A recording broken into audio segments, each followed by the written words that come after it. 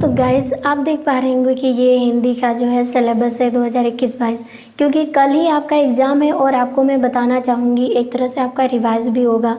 हमें यहाँ पर आपका जितना क्वेश्चन है, जो चीज़ यहाँ पर दिया हमें पढ़ना है, इन सारों का हम अभी करने वाले हैं इसी वीडियो के अंदर। सारे क्वेश्चंस का रिवाइज करने वाले हैं, ऑल सब्जेक्ट यहाँ पर जितना आपको सिलेबस में दिया है। जैसे कि यहाँ पर दिया पुष्प की अभिलाषा, इसका जितना क्वेश्चन बनेगा वो भी बता दिया जाएगा। छोटा जादूगर, मित्र, पद की पहचान, इन सारे क्वेश्चंस जो है आपको एक ही वीडियो में मिलने वाला है।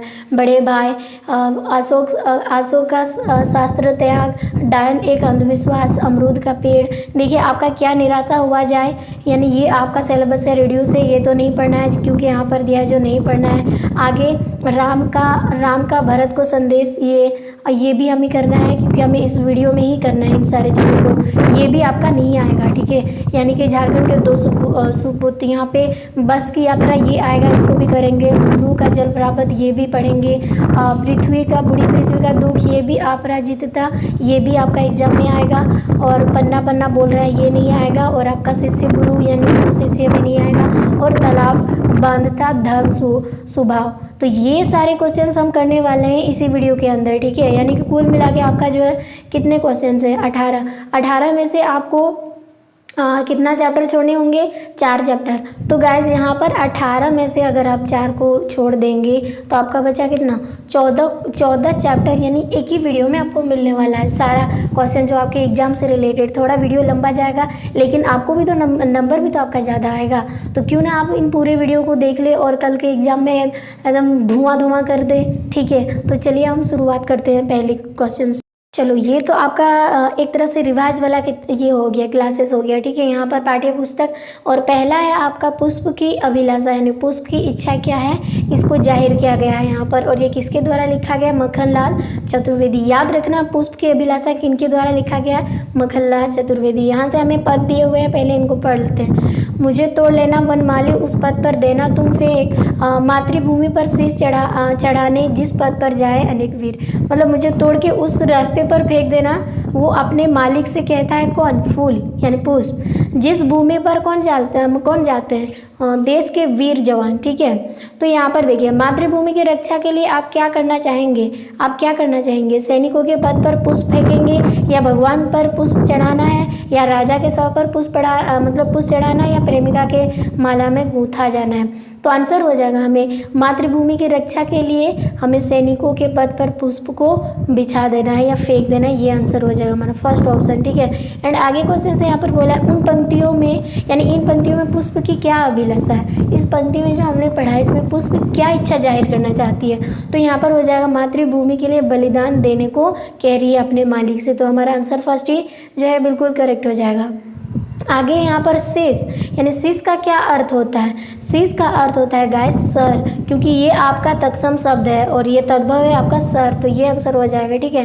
एंड आगे क्वेश्चन है यहाँ पर फिर हमें पद दिया है, 2 लाइन इसको पढ़ लेना है। जैसे चाह नहीं मैं सुरबाला के गहनों में गूथा जाऊँ, चाह नहीं प्रेमी माला में बिंद प्यारे को ललचाऊँ। यानी पुष्प कह रही है ना, मैं चाहती हूँ किसी सुरबाला के सुरबाला के गहनों में गूथा जाऊँ, किसी जैसे कि होता है ना किसी जैसे भगवान के जैसे होते हैं ना परियां वगैरह में गूथा जाऊं, या मैं किसी माला में बिंद प्यारे को ललचाऊं, माला में मतलब प्रेमी माला में बिंद प्यारे को ललचाऊं, ये भी नहीं चाहती है।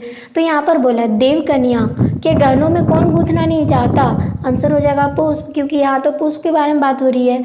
आगे यह किसकी अभिलाषा है, वृक्ष की, पेड़ की, पुष्प की या पत्तों की। तो आंसर हो जाएगा ये पुष्प की ही अभिलाषा है, यानी पुष्प की इच्छा को बताया है यहाँ पर। प्रेमिका को कौन ललचाना नहीं चाहता, प्रेमी, पुष्प, ईश्वर या असुर। तो आंसर हो जाएगा पुष्प नहीं ललचाना चाहता, ठीक है। एंड आगे क्वेश्चन यहाँ पर हमें करना है पुष्प की अभिलाषा शीर्षक कविता के कवि कौन है। तो यहाँ पर हमने देखा अभी भी कौन है, मक्खनलाल चतुर्वेदी, यानी बिल्कुल हमारा फर्स्ट ऑप्शन करेक्ट हो जाएगा। एंड आगे क्वेश्चन सर 2 नंबर में बोला पुष्प की अभिलाषा शीर्षक कविता में पुष्प कितने मतलब कि किसके प्रति समर्पित है, यानी किसके प्रति अपने आप को बलिदान है।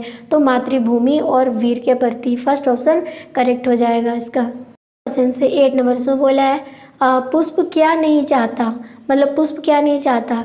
तो माला बनूं या देवताओं के सिर पर चढ़ जाऊं या जला जाऊं या फेंका जाऊं। तो आंसर हो जाएगा यहाँ पर देवताओं के सिर पर चढ़ा जाऊं, ये पुष्प नहीं चाहती हैं। ठीक है, आगे है सुरबाला का समानार्थी शब्द निम्न में से क्या है? असुर सुंदरी या मीठा गाने वाली या देवकन्या या असुर माया। तो यहाँ पर सुरबाला मतलब देवकन्या, यानी थर्ड ऑप्शन करेक्ट हो जाएगा, इसका समानार्थी शब्द है। आगे पुष्प की अभिलाषा किस प्रकार की रचना है? देश प्रेम, भक्ति, श्रृंगार या हास्य। तो देखिए यहाँ पर पुष्प की अभिलाषा यानी कि इच्छा जो है वो वीर भूमि के लिए अपने आप को त्याग देना चाहता है।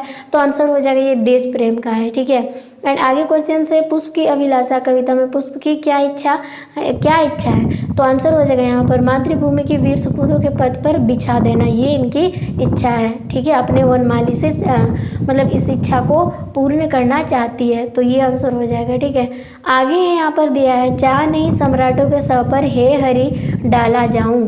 तो चाह नहीं देवों के सिर पर चढ़ूं, भाग्य पर इठलाऊं, यह पंक्ति किस पाठ से उद्गृत है? देखिए आपको यहाँ पर ये तीन हमने कर लिया, ये तीनों में से आपको एक देखने को मिलेगा ही। ठीक है, या तो पंक्ति मिलेगा या तो यहाँ से क्वेश्चन आपको पूछा जाएगा। तो यहाँ पर देखिए यह पंक्ति कहाँ से लिया गया है? पद की पहचान, डायन एक अंधविश्वास, पुष्प की अभिलाषा, बुढ़ी पृथ्वी से। आंसर हो जाएगा ये पुष्प की अभिलाषा से लिया गया है। तो गाइज यहीं तक आपको जो है ना इसी में फर्स्ट चैप्टर से क्वेश्चन आपको पूछा जाएगा। अब आते हैं चैप्टर नंबर 2। नंबर 2 है आपका छोटा जादूगर, और ये किसके द्वारा लिखा गया है? जयशंकर प्रसाद द्वारा लिखा गया है। ये भी आपको याद रखना है। ठीक है, तो चलिए हम यहाँ से क्या करते हैं, थोड़ा सा पैसेज को पढ़ लेते हैं। पैसेज है कार्निवाल के मैदान में बिजली जगमगा रही थी। आपने कहानी पढ़ा है, एक कार्निवाल मैदान के बारे में बताया जा रहा है जहाँ पे मेला लगा है। ठीक है, और हंसी और विनोद का कालानंद गूंज रहा था। मैं खड़ा था उस छोटे फुहारे के पास जहाँ एक लड़का चुपचाप शरबत पीने वालों को देख रहा था, यानी कि ये लेखक द्वारा कही गई बात है। आगे है मतलब क्या बोल रहा है यहाँ पर, देख रहा था। उसके गले में फटे कुर्ते के ऊपर से एक मोटी सी सूत की रस्सी पड़ी थी और जेब में कुछ ताश के पत्ते थे। यानी ये उनको मतलब लेखक उन छोटे बच्चों को देख रहे थे, वो जो छोटे जादूगर है खुद उन्हें। ठीक है, उसके मुंह पर गंभीर विषाद के साथ धैर्य की रेखा थी, यानी दुखी के साथ धैर्य की रेखा भी थी। और मैं उसकी ओर ना जाने क्यों आकर्षित हुआ। ये कौन कह रहा है? ये लेखक द्वारा कही गई बात है।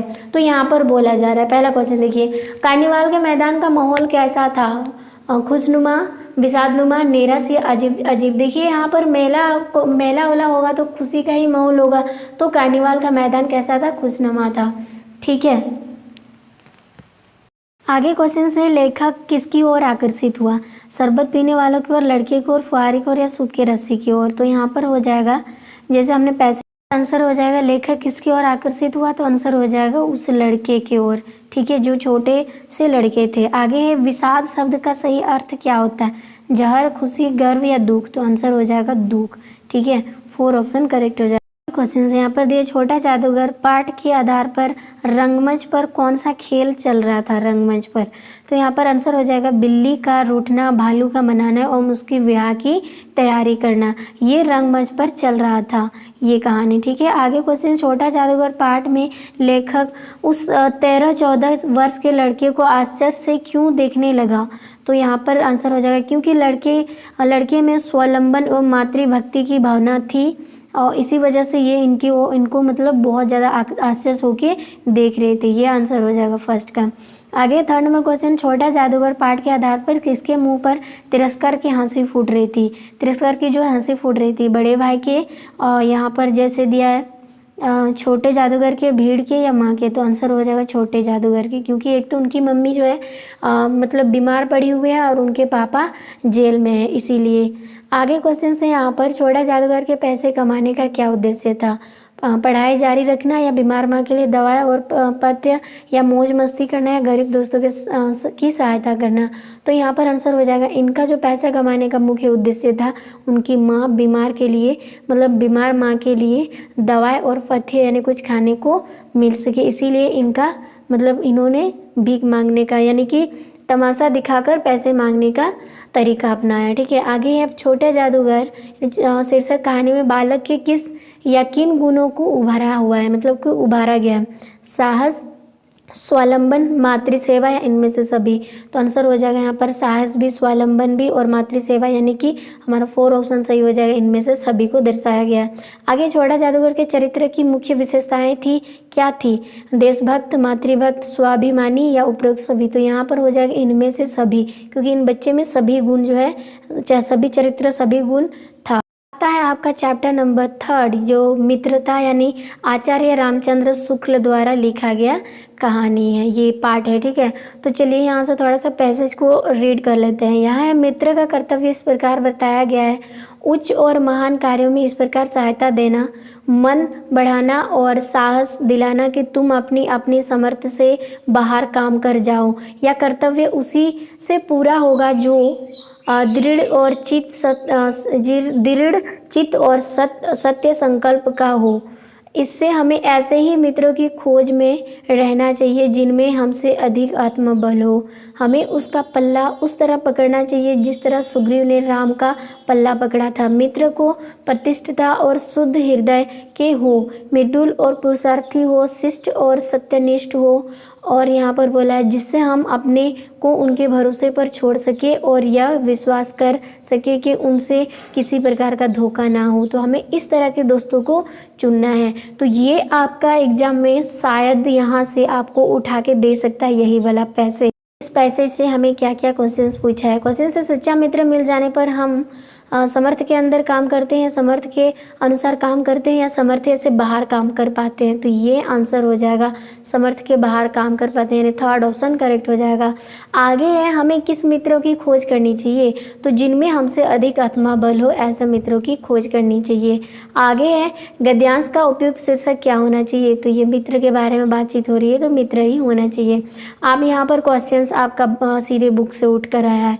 हम लोग कैसे मिट्टी की मूर्ति बन के समान है, पक्की, कच्ची, कोमल या लाल? तो आंसर हो जाएगा कच्ची मिट्टी के समान है। हमें मरेंगे तो हमें मिट्टी में ही मिल जाएंगे, ठीक है। तो ये इसीलिए हमें कच्ची मिट्टी से तुलना की है। आगे है, संगत का कैसा प्रभाव हमारे आचरण पर पड़ता है? बुरा, गुप्त, समान या इनमें से कोई नहीं? तो आंसर हो जाएगा गुप्त संगत, ठीक है। और आगे क्वेश्चन से 3rd नंबर, इसमें हमें क्या बोला है? मित्रों के चुनाव के तरीके पर उसके जीवन की क्या निर्भर हो जाती है? तो आंसर हो जाएगा सफलता।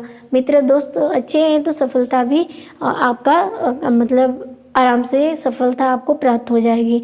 मित्रता शीर्षक निबंध के अनुसार एक सच्चा मित्र कैसा होना चाहिए? पथ प्रदर्शक, सहयोगी, प्रेरणा देने वाला या इनमें से सभी? तो सच्चा मित्र का इनमें से सभी गुण होना चाहिए, यानी डी ऑप्शन करेक्ट हो जाएगा। आगे है, हमारा विवेक कुंठित न हो इसके लिए हमें क्या प्रयास करना चाहिए?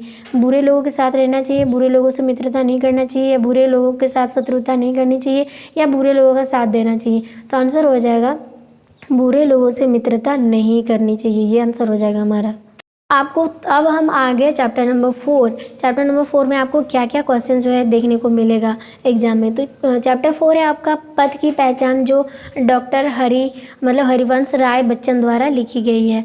तो यहाँ पर देखिए ये कविता दिया है, इसको थोड़ा पढ़ लेते हैं। पूर्व चलने के बटोही बाट की पहचान कर ले, यानी चलने से पहले तुम पद की आपकी पद को पहचान कर ले। पुस्तकों में ही नहीं छपी गई इसकी कहानी, हाल इसका ज्ञात होता है ना औरों की जवानी। अनगिनत राही गई इस राह से उनका पता क्या, पर कुछ गए कुछ लोग इस पर छोड़े पैरों की निशानी। तो यहाँ पर हमें बोला है कि चलने से पहले आपको अपने लक्ष्य को पहले पहचान लेना चाहिए। ये पुस्तक में ही नहीं, ये किसी की छपी पुस्तक में ही नहीं छपी गई है, ये जो किसी और की जुबानी में भी है।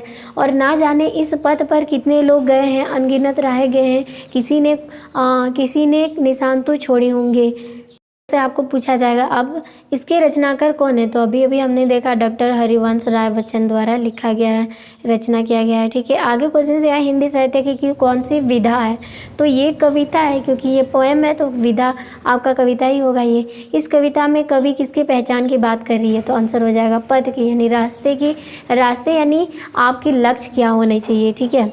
आगे है, किस जगह यात्रा खत्म हो जाएगी यह भी अनिश्चित है, और है अनिश्चित कब सुमन कब कांटों के सर मिलेंगे, कौन साहस छूट जाएंगे मिलेंगे कौन सहसा आ पड़े कुछ भी रुकेगा तू ना ऐसे आन कर ले, यानी कि यहाँ पर कवि कहना चाहते हैं पता नहीं ये यात्रा जो है कहाँ पर ख़त्म हो जाएगी और हमें ये बात भी निश्चित नहीं हुआ है। और अनिश्चित सुमन यानी कहाँ पर हमें फूल मिलेंगे, कांटे मिलेंगे और जिससे हमें चलना है, कौन सा सहसा छूट जाएंगे, कौन सा क्या छूट जाएगा, कौन सा मिलेगा। और कुछ भी आ पड़े आपके समस्या आपके सामने, उसको आप रुकेंगे नहीं, आप चलते बनेंगे। ये लेखक मतलब कवि हमें संदेशा देना चाहता है। तो यहाँ पर बोला रास्ता खत्म हो जाएगी, निश्चित है, अनिश्चित है, गलत है या इनमें से सही है, सभी सही है। तो आंसर हो जाएगा अनिश्चित है, पता नहीं कहाँ रास्ते रुकेंगे। आगे है रास्ते में मिलते हैं, क्या क्या मिलते हैं, फूल कांटे या इनमें से कोई नहीं। तो देखिए रास्ते में फूल भी मिलेंगे आपको, कांटे भी मिलेंगे, तो ये आंसर हो जाएगा। आगे क्वेश्चन से मार्ग में कौन नहीं रुकेगा, मुसाफिर, नदी, पहाड़ या फूल। तो आंसर हो जाएगा मार्ग में कौन नहीं रुकेगा, मुसाफिर। आगे है यहाँ पर पद की पहचान कविता के कवि कौन है, मक्खनलाल चतुर्वेदी, डॉक्टर हरिवंश राय बच्चन या जयशंकर प्रसाद या सुमित्रा नंद पंत। तो आंसर हो जाएगा हरिवंश राय बच्चन। ठीक है, अब यहाँ पे क्वेश्चन नंबर 2 है। यहाँ पर पुस्तकों में ही नहीं छपी गई इसकी कहानी, हाल इसका ज्ञात होता है ना औरों की जबानी। यहाँ पर डैश प्रस्तुत गद्यांश के रचनाकार कौन है, यानी ये किसने रचना करा है। तो आंसर हो जाएगा डॉक्टर हरिवंश राय बच्चन द्वारा रचना की गई कविता है। आगे यहाँ पर दिया पद की पहचान शीर्षक कविता में कवि ने स्वप्न पर मुग्ध होने से मना क्यों करता है। क्योंकि सपने देखने से कुछ नहीं करना, कुछ नहीं हासिल होगा, आपको मेहनत करनी होगी, अपने लक्ष्य को प्राप्त करने के लिए सिर्फ सपने से कुछ नहीं होगा। इसीलिए कवि कहना चाहता है सपने में ही मुग्ध मत रहना, अगर आपको लक्ष्य प्राप्त करना है तो आपको कोशिश भी जारी रखनी है। तो आंसर हो जाएगा सपना सत्य से परे होते हैं, मतलब सपना जो है ये सच से परे होते हैं, कुछ और ही होता है। ठीक है, क्वेश्चन 4 है पद की पहचान कविता में कवि ने पद पर चलने के पहले क्या करने को कहा है। पद पर चलने के पहले हमें पद की पहचान, अपने लक्ष्य को पहचान करने के लिए कहा। आगे क्वेश्चन से 5 नंबर, पद की पहचान कविता में सफल राही कौन है, मूर्ख, महान लोग, वाचल या व्यंग्यकार। तो देखिए पद की पहचान कविता में सफल राही वही है जो महान लोग होते हैं। ठीक है, और आगे क्वेश्चन से पद की पहचान कविता में राह चलते हुए हमें किसका ज्ञान होना चाहिए। देखो असत्य का, सत्य का, दोनों का, या इनमें से कोई नहीं। देखिए अगर हमें लक्ष्य को हासिल करना है तो हमें असत्य को भी पहचानना है और सत्य को भी पहचानना है, यानी इनमें से दोनों हो जाएगा, एक और दो, दोनों। ठीक है, 7 नंबर क्वेश्चन से पद की पहचान शीर्षक कविता में कवि पद की पहचान करने कहता है क्यों। तो आंसर हो जाएगा सफलता प्राप्त करना आसान हो जाता है। अगर हम पद की पहचान करेंगे तो हमें सफलता प्राप्त आसानी से हो जाएगी। ऐसे नहीं कि आप पढ़े लिख रहे हैं और आपको कुछ बनना है और उसका तय आपने करा भी नहीं है, तो आप तैयारी कैसे करोगे। तो अगर आपको जो भी बनना है पहले आप डिसाइड कर लो, तभी आपको सफलता पाने में आसानी होगी। बस यही हमें कवि जो इस माध्यम से कहना चाहते हैं। 8 नंबर क्वेश्चन है हरिवंश राय बच्चन की काव्य रचना कौन सी है। तो आंसर हो जाएगा पद की पहचान, क्योंकि अभी अभी हमने पढ़ रहे हैं और अभी उसी पर है। आगे पद पर चलने के पहले किस चीज़ की पहचान कर लेनी चाहिए, परेशानियों की, बांट की, सफलता की या नक्शे की। तो आंसर हो जाएगा बांट की, यानी रास्ते की पहचान कर लेनी चाहिए। ठीक है, आगे पद पर कितने राही गए, कुछ राही, सभी राही, अनगिनत राही या 2 राही। तो आंसर हो जाएगा अनगिनत राही, अनगिनत मुसाफिर जो है पद पर गए हैं। तो हमारा 3rd ऑप्शन करेक्ट हो जाएगा। ठीक है, चैप्टर नंबर 5 है बड़े भाई साहब और ये प्रेमचंद द्वारा लिखी गई है। तो चलिए यहाँ से पैसेज को पढ़ते हैं। मैं छोटा था, वे बड़े थे, मेरी उम्र 9 साल की थी और वे 14 साल के थे। उन्हें मेरी तंबीह और निगरानी का पूरा जन्मसिद्ध अधिकार था और मेरी सलीनता इसी में थी कि उनकी हुक्म को कानून समझूं। और आगे है वे स्वभाव से बड़े अध्ययनशील थे, हरदम किताब खोले बैठते रहते थे और शायद दिमाग को आराम देने के लिए कभी कॉफ़ी पर, कभी किताब के हाशियों पर चिड़ियों, कुत्तों, बिल्लियों की तस्वीरें बनाया करते थे। ये लेखक कह रहे हैं। ठीक है, कभी कभी एक ही नाम या शब्द या वाक्य 10-20 बार लिख डालते थे।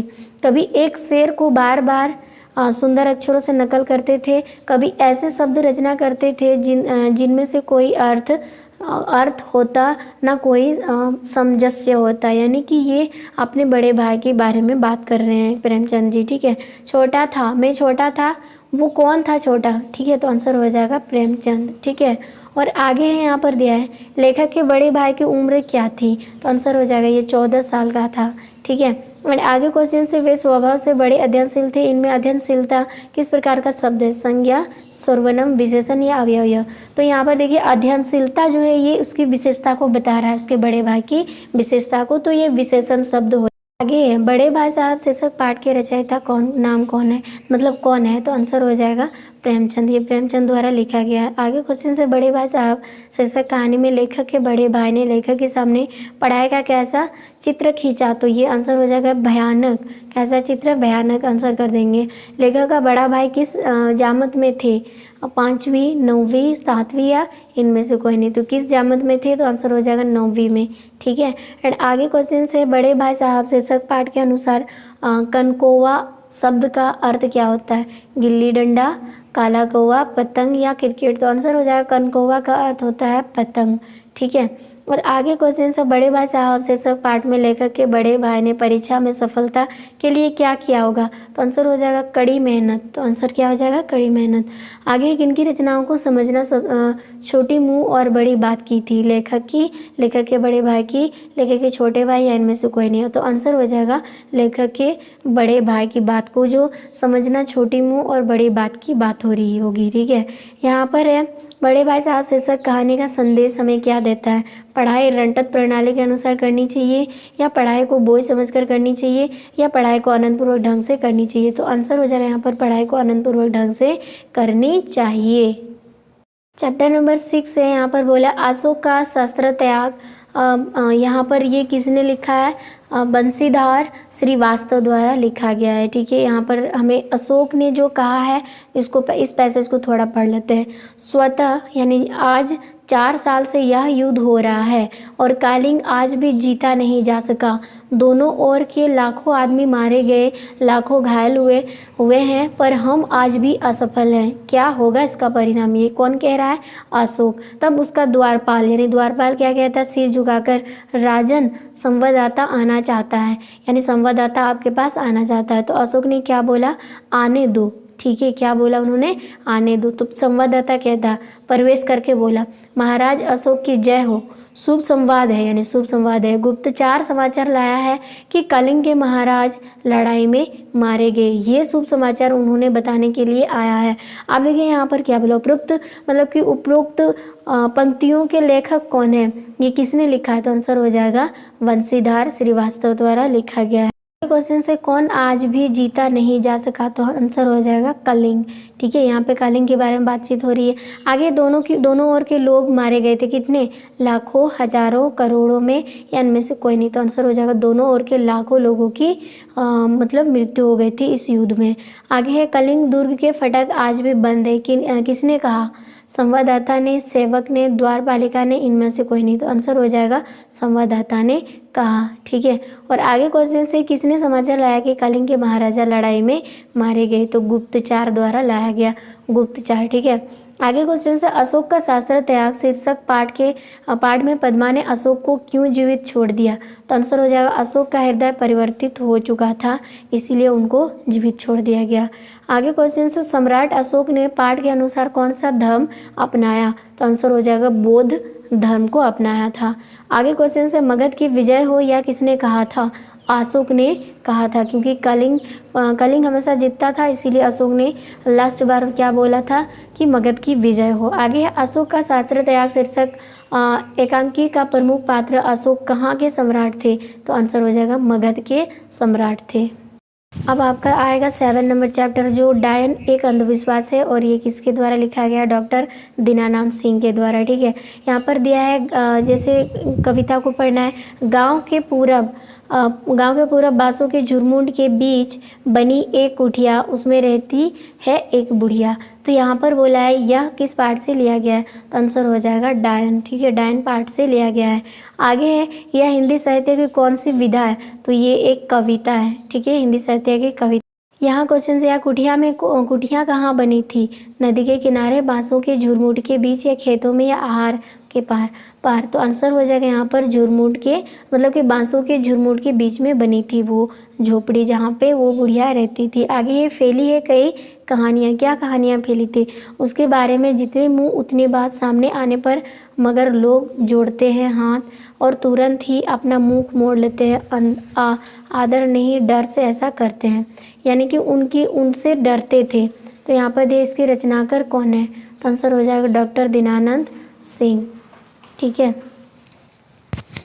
अब आगे क्वेश्चन से यहाँ पर दिया है किसके बारे में कई कहानियाँ फैली हुई है, तो आंसर हो जाएगा बुढ़िया के बारे में। आगे क्वेश्चन से बुढ़िया से मुंह मोड़ने का क्या कारण था, तो आंसर हो जाएगा वे लोग उनसे डरते थे, तो डर हो जाएगा। आगे है डायन एक अंधविश्वास कविता के कवि कौन है, तो आंसर हो जाएगा डॉक्टर दीनानंद सिंह। आगे क्वेश्चन है आधुनिक समाज का कलंक किसे कहा गया है, डायन प्रथा को, दहेज प्रथा को, बाल विवाह को, या इनमें से सभी। तो यहाँ पर हो जाएगा आधुनिक समाज में कलंक जो है इनमें से सभी हो जाएगा। ठीक है, सभी को कहा गया है। आगे है डायन एक अंधविश्वास कविता में हमारे समाज में डायन के रूप में फैले किस प्रकार चोट करती है, आत्मविश्वास की, अंधविश्वास की, आत्मबंध की, या आत्मगलिन की, तो आंसर हो जाएगा अंधविश्वास की चोट कर रही है। आगे है डायन एक अंधविश्वास है कविता में बुढ़िया गांव के किस दिशा में रहती थी, तो आंसर हो जाएगा ये पूरब की ओर, पूरब दिशा में रहती थी। आगे है अभ्यास जाहिल और अनपढ़ लोग बुढ़िया को क्या कहते थे, तो आंसर हो जाएगा यहाँ पे माता, दीदी, डायन या भूत, तो आंसर हो जाएगा ये डायन कहकर बुलाते थे। आगे है किस किताब में डायन शब्द का उल्लेख नहीं हुआ है, बच्चों की किताबों में, कहानी में, या कानून की किताबों या निबंध की किताबों में, तो आंसर हो जाएगा ये कानून की किताबों में डायन शब्द की जो है उल्लेख नहीं किया गया है।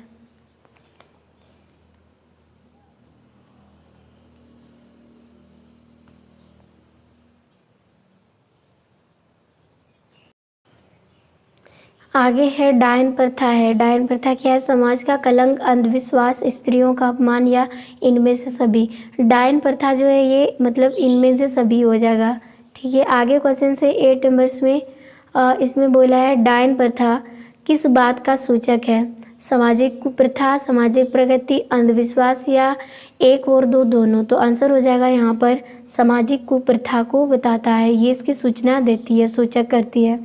आगे है गांव के लोग अकेली औरत को डायन कहकर उसके साथ कैसा व्यवहार करते थे, अच्छा, बहुत बुरा, सामान्य, या सम्मानपूर्वक, तो आंसर हो जाएगा बहुत बुरा उनसे व्यवहार करते थे।